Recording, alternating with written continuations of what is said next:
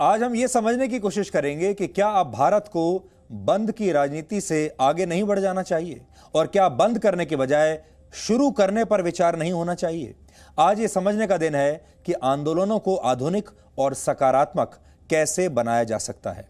आज किसानों के समर्थन में 20 विपक्षी पार्टियों ने भारत बंद का ऐलान किया था। इसका कितना असर हुआ ये हम आपको तस्वीरों के जरिए आज बताएंगे, लेकिन जरा याद कीजिए कि आखिरी बार आपने सड़कों पर हुआ ऐसा कौन सा आंदोलन या विरोध प्रदर्शन देखा था जो सफलतापूर्वक अपने उद्देश्य हासिल कर पाया हो। पिछले 73 वर्षों के इतिहास में अगर किसी आंदोलन को सफलता मिली भी तो वो बहुत ही तात्कालिक थी और जितनी देर में उस आंदोलन का निर्माण हुआ उससे कम समय में उसकी एक्सपायरी डेट भी आ गई। और ऐसे तमाम उदाहरण देकर आज हम आपको समझाने की कोशिश करेंगे कि ये क्यों हुआ। लेकिन सबसे पहले हम आपको भारत बंद पर आज का अपडेट देते हैं। आज किसानों ने अपनी मांगों को लेकर भारत बंद का आह्वान किया था, जिसे देश की 20 राजनीतिक पार्टियों ने समर्थन दिया था। ये वो 20 राजनीतिक पार्टियां हैं जो पिछले ही साल लोकसभा चुनाव में हार चुकी हैं। इस दौरान देश भर के कई शहरों में आज विरोध प्रदर्शन हुए। इस बंद का असर मिला जुला रहा। जहां जहां पर विपक्षी पार्टियों की सरकारें हैं वहां इस बंद को सफल दिखाने की पूरी कोशिशें हुई, जबकि बाकी के राज्यों में इस बंद का बहुत ही आंशिक असर दिखाई दिया। यानी आप इसे संपूर्ण भारत बंद तो कहीं से भी नहीं कह सकते। इस बंद को लेकर सफलता की जो उम्मीद ये 20 विपक्षी पार्टियां लगा रही थीं, उन्हें इसमें कोई खास सफलता नहीं मिली। इस बीच दिल्ली के सिंघू बॉर्डर पर आज भी किसान नेताओं की एक बैठक हुई है, जिसमें कल सरकार के साथ होने वाली बैठक पर चर्चा की गई और रणनीति बनाई गई। जिन राज्यों में कांग्रेस और उसके समर्थन वाली सरकारें हैं वहां आज जमकर प्रदर्शन हुए हैं, लेकिन इन राज्यों में इस बंद को आम लोगों का साथ नहीं मिला।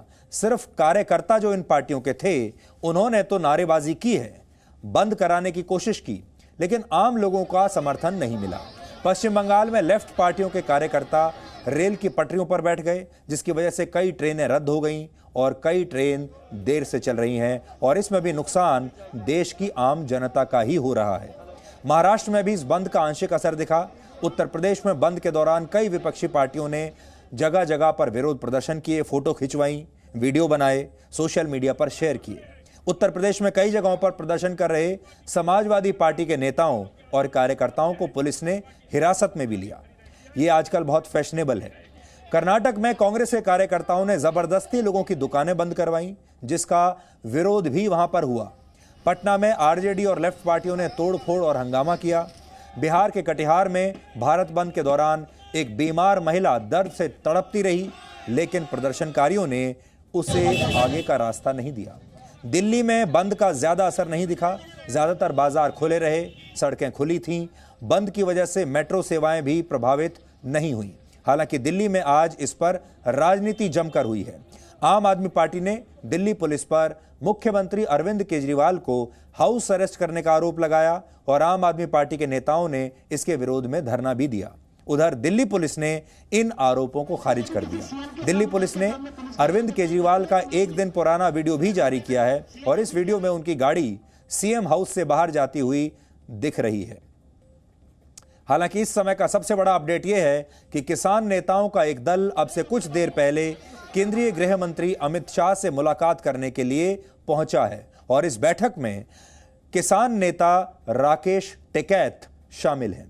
राकेश टिकैत ने सरकार के साथ बातचीत से जल्द शुभ संकेत आने की बात कही है। ये उन्होंने एक इशारा दिया है, यानी अब किसान संगठन भी बंटते हुए दिखाई दे रहे हैं। कुछ दल सरकार के साथ बातचीत करने को तैयार हैं और बीच का रास्ता निकालना चाहते हैं, लेकिन कुछ किसान नेता अब भी अपनी मांगों पर अड़े हुए हैं।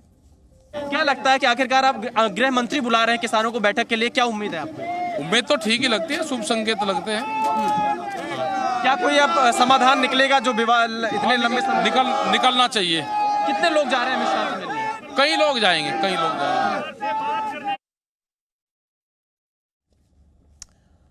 कल हरियाणा में भी करीब 1.5 लाख किसानों का नेतृत्व करने वाले कुछ किसान संगठनों ने यह कहा था कि वो नए कृषि कानूनों पर सरकार के साथ हैं और वो चाहते हैं कि ये नए कानून ऐसे ही बने रहें। यानी अब धीरे धीरे ये आंदोलन कई गुटों में बंटता हुआ दिख रहा है। और आपने ये भी देखा होगा, ये जो आंदोलन है अभी तक, ये बिना नेता का आंदोलन है, ये लीडरलेस आंदोलन है। और किसानों ने अपने मंच से नेताओं को अभी तक दूर रखा है। लेकिन अब हो ये रहा है कि 35 प्रतिनिधि किसानों की तरफ से सरकार से बातचीत कर रहे हैं और अब वो 35 भी एक साथ नहीं रह पा रहे हैं। देश बंद, सड़कें बंद, बाजार बंद, इससे नुकसान किसका होता है? इससे नुकसान सिर्फ हमारा होता है, हमारे ही देश के लोगों का होता है, विदेशी लोगों का नहीं होता। अंग्रेजों के ज़माने में यह रणनीति ठीक थी, असहयोग आंदोलन करना होता था। हम अंग्रेज़ों को परेशान करना चाहते थे, हम चाहते थे अंग्रेज़ यहाँ से भाग जाएं, क्योंकि हम अपने ही देश में गुलाम थे। लेकिन अब आज का ये जो दौर है, ये चिट्ठियों का दौर नहीं है, ये ईमेल का ज़माना है, ये हाय हाय का नहीं, वाईफाई का ज़माना है। इसलिए आज देश भर के संगठनों और राजनीतिक पार्टियों को अब ये सोचना चाहिए कि इस तरह के आंदोलनों को आधुनिक और सकारात्मक कैसे बनाया जा सकता है और ज्यादा असरदार कैसे बनाया जा सकता है। इस तरह के जो भारत बंद बुलाने की पुरानी परंपरा, पुराने जमाने की राजनीति रही है, उससे किसी को कुछ हासिल नहीं होता। अब आप आज शाम रात में जब हम बात कर रहे हैं तो सोचिए कि आज का जो भारत बंद हुआ है उससे किसानों को क्या हासिल हुआ, किसी भी नेता को क्या हासिल हुआ? नुकसान सिर्फ देश के लोगों का ही हुआ। कहते हैं कि शरीर नष्ट हो जाता है लेकिन आत्मा नष्ट नहीं होती। शरीर आत्मा के लिए सिर्फ एक वाहन यानी एक वहीकल की तरह होता है। लेकिन क्या आप जानते हैं कि अपनी राजनीति को अजर और अमर रखने के लिए राजनीतिक दल भी इस तरह के विरोध प्रदर्शनों का किसी वाहन की तरह इस्तेमाल करते हैं और वो चाहते हैं कि इस तरह के विरोध प्रदर्शन में वो गाड़ी में बैठ जाएं, इस वाहन में, और उसके बाद वो उस वाहन में बहुत आगे तक चले जाएं।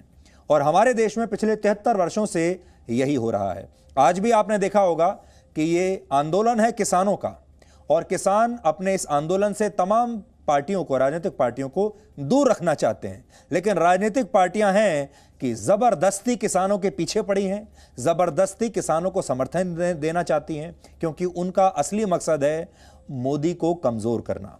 अब वो किसानों की इस प्रदर्शन वाली गाड़ी में बिन बुलाए मेहमान की तरह सवार हो गए हैं।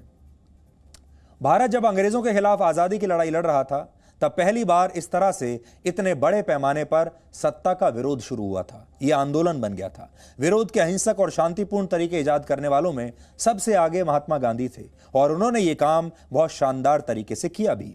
उन्होंने अंग्रेजों के खिलाफ एक भी गोली चलाई नहीं, लेकिन आंदोलनों के दम पर भारत को आजादी दिला दी। 1947 में भारत आजाद हुआ, 1948 में महात्मा गांधी की हत्या कर दी गई और यह अध्याय वहीं समाप्त हो गया। लेकिन आजादी के बाद भी भारत में आंदोलनों का सिलसिला समाप्त नहीं हुआ। ये जो आंदोलनों से भारत का आकर्षण है, यह समाप्त नहीं हुआ। आज भी भारत में आंदोलनों के प्रति बहुत आकर्षण है, खासतौर पर नेताओं को। 73 वर्षों में भारत में 50 से भी ज्यादा ऐतिहासिक और बड़े विरोध प्रदर्शन और आंदोलन हो चुके हैं। इनमें हम छोटे मोटे प्रदर्शनों को नहीं जोड़ रहे हैं, सिर्फ बड़े प्रदर्शन आपको बता रहे हैं। अगर इनको भी इसमें जोड़ लिया जाए तो भारत में हर साल औसतन 2 से 3 बड़े विरोध प्रदर्शन होते हैं। अब आप सोचिए, जो देश आंदोलनों में ऐसे ही अटका रहेगा वो देश आगे कैसे बढ़ेगा? वर्ष 1857 में भारत के सैनिकों ने कंपनी राज के खिलाफ विद्रोह किया था। वो भारत की स्वतंत्रता की पहली लड़ाई थी, पहला विद्रोह था जिसमें सैनिकों ने हिंसा का सहारा भी लिया था। लेकिन इसके बाद गांधी जी ने सत्याग्रह को आधार बनाकर अहिंसक आंदोलन किए। इसने आंदोलनों की कला को घर घर तक पहुंचा दिया और आंदोलन एक तरीके से ग्लैमराइज्ड हो गए। आंदोलनों में एक ग्लैमर आ गया और आज भी आंदोलन के प्रति भारत के लोगों का यह आकर्षण कम नहीं हुआ है। और जब यह आकर्षण विकृत हो जाता है तो यह भारत बंद की शक्ल ले लेता है और इसमें कोई भी पार्टी दूध की धूली नहीं है। आज के भारत बंद को 20 से ज्यादा पार्टियों का समर्थन था। वर्ष 2012 में बीजेपी के साथ मिलकर 12 पार्टियों ने इसी तरह से बंद का ऐलान करके उस समय की यूपीए सरकार का विरोध किया था। इसलिए चाहे यूपीए की सरकार हो, एनडीए की सरकार हो, बीजेपी हो, कांग्रेस हो, सब ने यही राजनीति की है। भारत में हड़ताल और बंद की शुरुआत पहली बार कब और कहां हुई, इसकी ठीक ठाक कोई जानकारी उपलब्ध नहीं है। लेकिन कुछ ऐतिहासिक दस्तावेजों में यह दावा किया गया है कि भारत में बंद और हड़ताल की शुरुआत 1862 में हुई थी, जब फैक्ट्रियों में काम करने वाले मजदूर हड़ताल पर चले गए। इसके सिर्फ 9 वर्षों के बाद हावड़ा स्टेशन के 1200 कर्मचारी हड़ताल पर चले गए और इनकी मांग जानते हैं क्या थी? इनकी मांग थी कि इनके वर्किंग आवर्स को घटाकर 8 घंटे कर दिया जाए। यानी उस समय भी ये लोग ज्यादा काम नहीं करना चाहते थे। मांग ये थी कि हम कम काम करना चाहते हैं, कम घंटे काम करना चाहते हैं। इसके बाद हड़ताल और बंद का यह सिलसिला ऐसे ही चलता रहा और आज भी चल रहा है। कहा जाता है कि राजनीतिक कारणों से पहली हड़ताल वर्ष 1908 में मुंबई में हुई थी। 24 जून 1908 को ब्रिटिश सरकार की पुलिस ने बाल गंगाधर तिलक को देशद्रोह के आरोप में गिरफ्तार कर लिया था और इसके विरोध में बॉम्बे में काम करने वाले सैकड़ों कर्मचारी हड़ताल पर चले गए थे और विरोध प्रदर्शन शुरू हो गए। 6 दिनों तक चले इस विरोध प्रदर्शन में 200 से ज्यादा लोगों की तब जान चली गई थी। लेकिन आजादी से पहले जो आंदोलन देशभक्ति और अंग्रेजों के जुल्म के खिलाफ आवाज उठाने का जरिया हुआ करते थे, वो आने वाले 73 वर्षों में सिर्फ और सिर्फ राजनीतिक पार्टियों का एक वाहन बनकर रह गए। आप भारत को दुनिया में विरोध प्रदर्शनों की राजधानी भी कह सकते हैं। यह बात आज हम आंकड़ों के आधार पर आपसे कह रहे हैं। हमने वर्ष 1990 से लेकर 2018 तक के कुछ आंकड़े आज निकाले हैं और ये आंकड़े आपको ये बताते हैं कि कैसे 18 वर्षों के दौरान पूरी दुनिया के मुकाबले सबसे ज्यादा प्रदर्शन, विरोध प्रदर्शन हमारे देश में हुए हैं। ये जो नीली रेखा आप इस समय देख रहे हैं, जो मेरे सामने आप देखेंगे, नीली रेखा में आप देख रहे हैं, वो भारत में हुए प्रदर्शनों को दर्शाती है, जबकि लाल रेखा दुनिया भर में हुए प्रदर्शनों के बारे में आपको बताती है। तो अगर आप देखेंगे यहां पर, तो आप देखिए कि जो लाल रेखा है वो बहुत नीचे है, ये दुनिया भर में हुए विरोध प्रदर्शन है।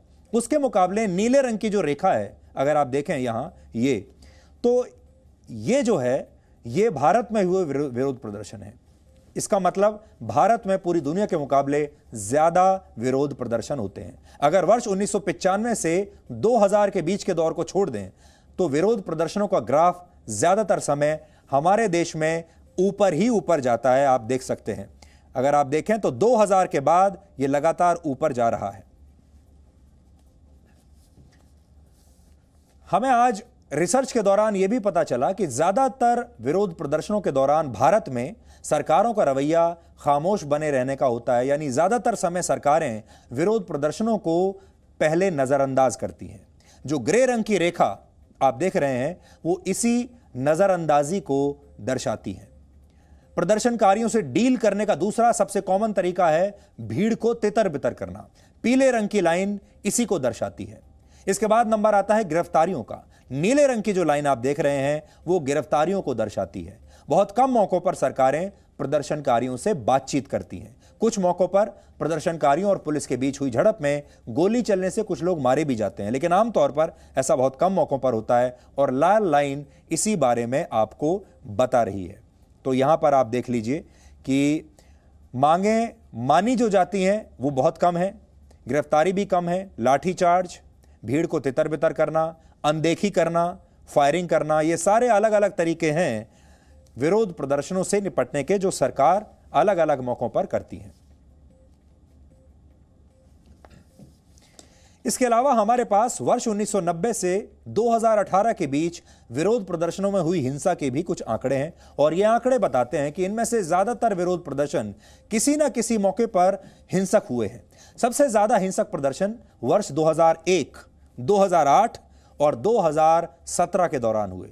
इसके अलावा armed conflict location and event data के मुताबिक उत्तर भारत में ज्यादातर विरोध प्रदर्शन लेबर यूनियंस के सहारे होते हैं, जबकि भारत के बाकी इलाकों में अमूमन हर विरोध प्रदर्शन के पीछे कोई ना कोई राजनीतिक पार्टी होती है। लेकिन अब ऐसा लगता है कि उत्तर भारत के विरोध प्रदर्शनों को भी राजनीतिक पार्टियां हाईजैक करने लगी हैं।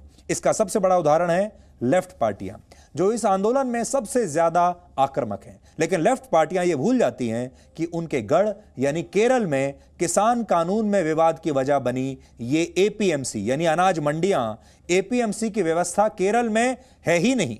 लेकिन वहां सरकार चलाने वाली लेफ्ट पार्टियां अब किसानों के आंदोलन में एंट्री करना चाहती हैं।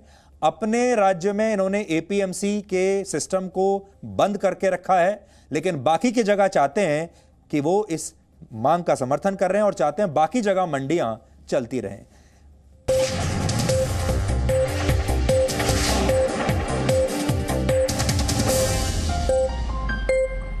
Presenting V News app, available on Google Play and App Store. Download it now.